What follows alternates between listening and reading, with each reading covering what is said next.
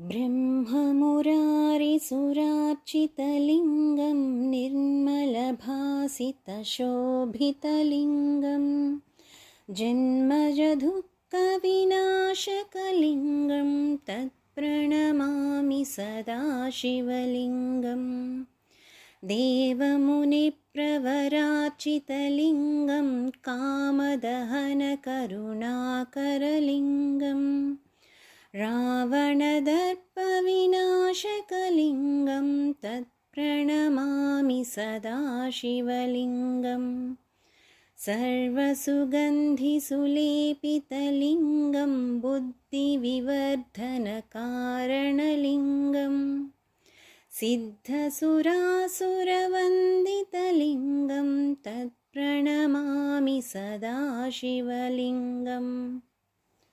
कनकमहामणिभूषितलिङ्गं फणिपतिवेष्टितशोभितलिङ्गं दक्षसुयज्ञविनाशनलिङ्गं तत्प्रणमामि सदा शिवलिङ्गम् कुङ्कुमचन्दनलेपितलिङ्गं पङ्कजहार सुशोभितलिङ्गम् सञ्चितपापविनाशनलिङ्गं तत्प्रणमामि सदा शिवलिङ्गम् देवगणार्चितसेवितलिङ्गं भावैर्भक्तिभिरेव च लिङ्गम् दिनकरकोटिप्रभाकरलिङ्गं तत्प्रणमामि सदा शिवलिङ्गम्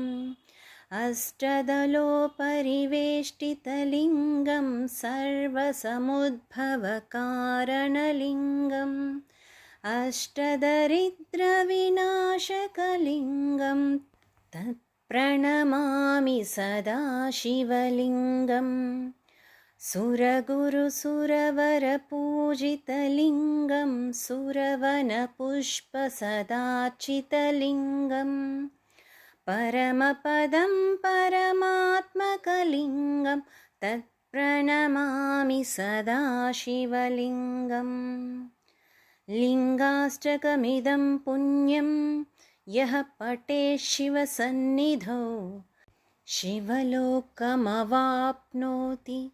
शिवेन सह मोदते। ॐ नमः शिवाय।